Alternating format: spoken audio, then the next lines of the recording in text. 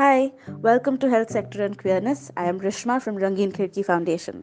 We are a youth led feminist organization focusing on sexual and reproductive health and rights. We work with several marginalized communities, and it is through this work, in collaboration with multiple individuals as well as organizations, that we realized how most conversations around SRHR is extremely cis centric. There's also such limited conversation when it comes to the experiences of the community when they access SRHR in specific and healthcare services, both mental and physical in general. Accessing healthcare facilities, dealing with mental health, ensuring a safe space, all of this is often a challenge for queer trans individuals trying to live their lives true to their identities. The intention of this podcast is to be able to create spaces where these conversations can happen without the shame and stigma that the community already has to deal with based on their realities. In our podcast, we have the privilege of inviting amazing guests from diverse backgrounds who have been kind enough to talk to us about themselves, their experiences, and their lives. Join us in normalizing the conversation, making it mainstream, and passing on the mic. Yeah. Hi, welcome to today's episode. Here's a little bit about our guest today. Riju is a trans non binary woman. She works at the YP Foundation and is a Teach for India alumni who is passionate about human rights, mental health, social emotional learning, writing, filmmaking, and intersectional feminism. Hi, thank you so much for doing this and for giving us your time. Is there anything about yourself that you'd like to share with us? Hi, thank you so much for having me. And also, I think that you have summed up whatever I have done so far and whatever I am. I think more than what I have done, you have shared. But yes, I like writing and I also like doodling a lot. And whenever I feel anxious, I doodle a lot. That is something that I keep sharing and telling because that is something that gives me joy. But yeah, that's me, and thank you for having me once again. No, thank you for agreeing to do this. It's our pleasure, absolutely. So, without further ado, let's get right into it then. Um, we know you wanted to talk about healthcare facilities and mental health when it comes to how you have dealt with it. Do you avoid visiting a medical health unit or a medical health professional? Uh, and if yes, then why do you think that is? I do go to doctors, and also say sometimes that I do have to if I'm really unwell. But I have to really, really keep in mind a lot of things, especially post my social transition and with my hair growing and all the clothes that I have started wearing, more femme presenting now, and that has become a struggle. And every time I go to a doctor, I have to really curtail those things. I really have to uh, see whether that fits in and whether I'd be stared at and all of that. That's definitely one concern, getting just putting yourself in that spot, and how you get so much unnecessary attention. You're just unwell and you want to go to a doctor. That is something that is a huge struggle. I have to really, really um, think about what I have to wear, think about how I should tie my hair, because gender, I've also realized that how you tie your hair also defines your gender. That's a marker, and I kind of realized that, and that has hit me much more harder once I have grown my hair longer. So all of that, yes, has been a struggle. uh, and especially if I have to go to a hospital, and something like this has happened once, that I had to, I had an accident, a small accident, and I had to go to a hospital, and at that point of time I could not actually take these measures. I was not in Calcutta, and I was not I was in another city, and I was wearing a very, very femme presenting attire. And when I went to the hospital, there was a lot of confusion about, it was a simple stitch that needs, I mean, it was not even a stitch actually, it's just first aid that I needed. That for that there was a lot of confusion about where I should go, because of like they could not place me. It was like the whole system kind of got shaken, and like absolutely like stunning to watch that happen, and also at the same time very very overwhelming. In every form there's a section about gender, like even if that is irrelevant in the kind of diagnosis that is necessary. Like I've gone with fever to a hospital, and this is when I was living in Bombay. And then like the doctor was very confused, like while filling up a prescription there was this form and there was this section about gender, and he was not able to actually mark my gender. There was a lot of confusion and like eyeing each other, and that was uncomfortable. So, like, from the time that you started identifying as queer, has your approach to healthcare and medical treatment changed? Have you made certain changes in the way you behave and the way you talk about your ailments in order to make sure that it doesn't get the situation doesn't get volatile or anything?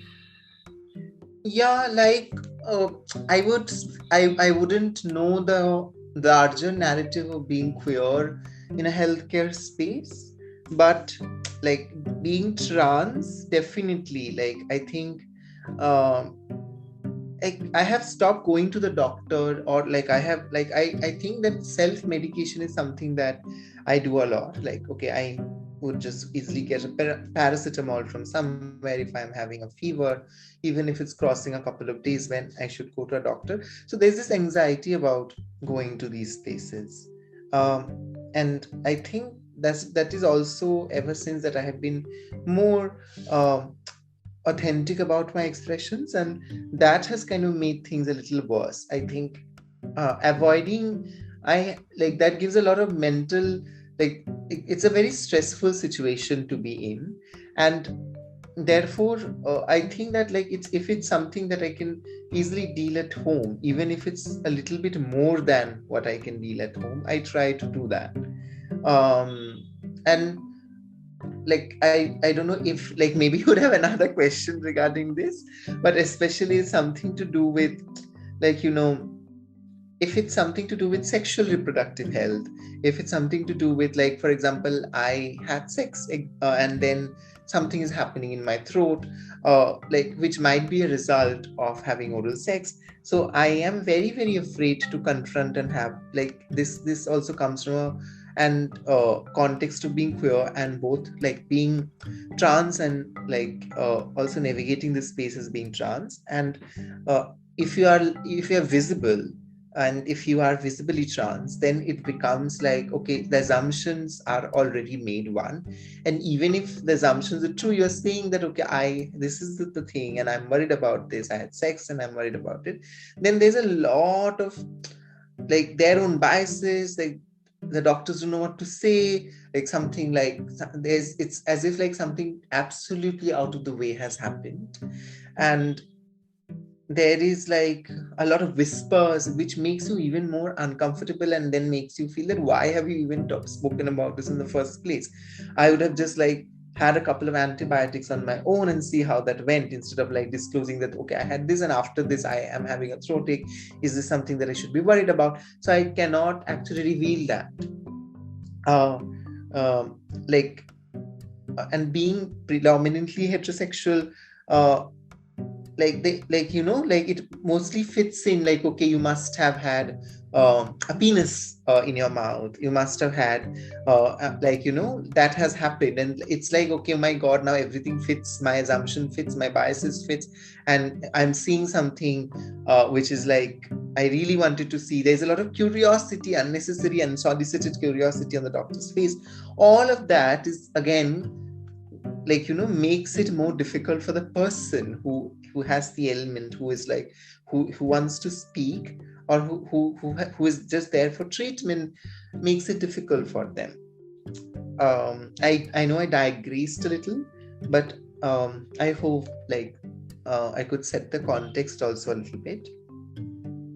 No, absolutely. You talk about unsolicited curiosity, and that's a big deal when it comes to the queer community, while there is the need, I personally feel that while there is a need for healthy curiosity, while there is a need for everyone to listen to the stories and listen to what we have to say, it's also the broad stereotyping that happens along with it is extremely problematic, and we just have to do better somehow. And we were talking to a few other guests about this as to how to initiate this change, initiate this gaze, and Yeah. it's extremely problematic, this gaze, I personally feel.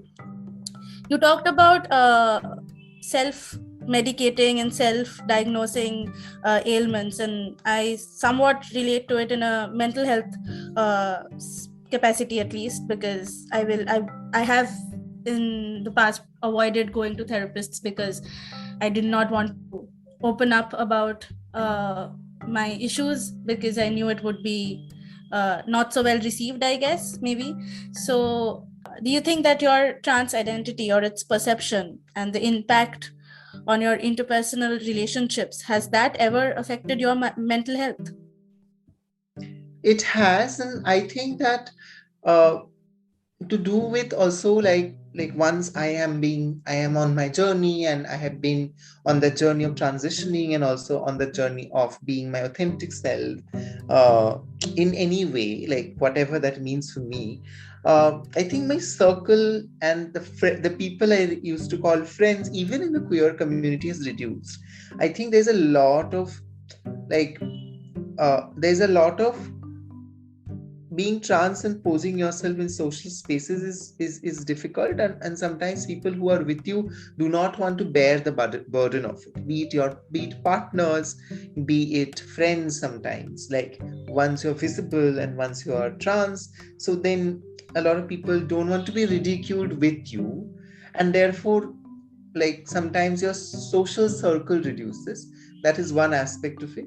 And another aspect of it is that it's so difficult to explain lived realities in terms of like being trans. A lot of people uh, say that I understand, and therefore they have a comment which might not be okay. They might say something which is trans negative without realizing that it's trans negative, and it sometimes becomes so taxing to constantly explain this to every space, be it personal, be it non-personal. um, Therefore, like, sometimes I personally choose to shut down. I personally choose to not talk to these people, or just, have a very, very formal relationship, because I don't want to do that labor. And that definitely affects relationships, interpersonal relationships, a lot. Um, like, you you feel that you are really misunderstood, and or you have to constantly explain yourself. So do you think that your experiences as a trans person, has that been appropriated in mainstream discourses which may not have been shaped by trans experience? Do you, especially in the context of medico legal aspect, so do you think that happens? Definitely, it happens. I think there's this unidimensional depiction of trans people in media. Uh, I mean, the recent history has been to portray trans people as, like, I mean, just to ridicule them. I was going to use the word funny, but then also, like, funny does not do justice to the kind of violence that these like films perpetrates through creating trans characters, which actually ridicules them. So that has been a history, and not just trans characters, also with queer characters, I would say, both trans and queer characters. Recently, I think, like, the recent films in Bollywood, at least, is like there's this sudden savior complex, and therefore there's this a lot of men and cishet men trying to, and also cishet people, I would say, trying to depict lives of trans people, like tell the stories of trans people about what they feel, what they think, and what they think trans people should do, we should do.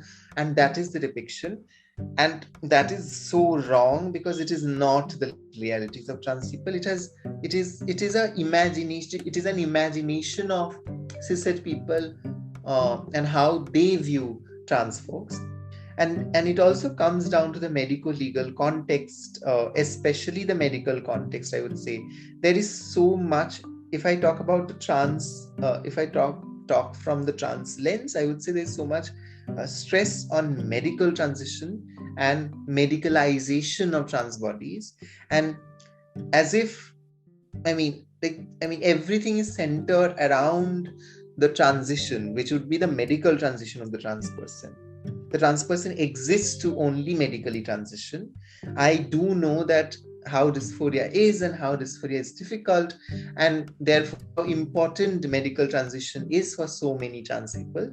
But also at the same time, a lot of us do not medically transition. Also, a lot of us do not necessarily have dysphoria. A lot of us also transition in different other ways. A lot of us, like, our lived realities are very, very diverse.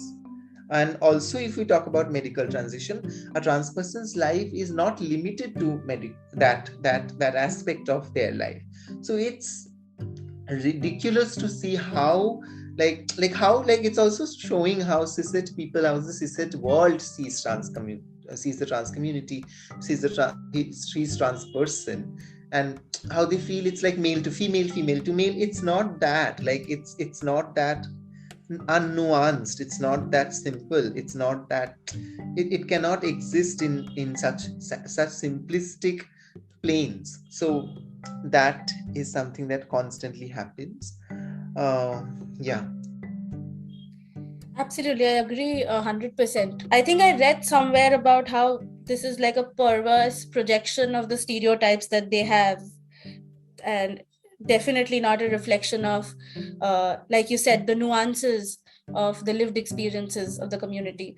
And that definitely has to change for development to occur. What do you think are the steps, basic steps that can be taken to do this? And what do you think, uh, is there anything you would like to add to this conversation? I think the answer to this would be representation. Being it medical, in the medical context, or being in the context of the larger society, there should be more involvement and active participation of trans and queer people in all of these aspects, be it policy level aspect, be it policy making. In terms of, like, if we talk about the medical context, then what is the involvement of queer and trans people in creating these policies? Because otherwise it becomes like a policy made for you without you, and definitely that doesn't benefit queer and trans people. So it is, again, it becomes another tool to control queer and trans bodies. It does not become something that aids queer and trans bodies and identities. So that involvement, that what do queer and trans people want, and how do they want to benefit from the medical system, that definitely would happen once there is a lot of policy level engagement of queer and trans people. And also medical practitioners, healthcare professionals, that representation needs to increase, and active representation in these spaces needs to increase. So the role of cishet people would be to, leave space, would be to vacate space so that we can occupy them, definitely. And that goes similarly that goes for other contexts also. Absolutely. I thank you so much for your time. It was wonderful talking to you, and it was such a pleasure having you here. Thank you. Thank you so much. Thank you so much. Thank you for listening to me and giving me this space to talk. Thank you everyone for joining us for this episode. Here's hoping that there will be more safe spaces created to hear and ponder on these experiences and work towards the required changes in the legal, educational, and healthcare institutions. To know more about the work we do, follow us on Instagram, Twitter, and LinkedIn. To hear the full podcast, subscribe to our channel on YouTube, and we will meet you next week with more anecdotes, stories, and experiences.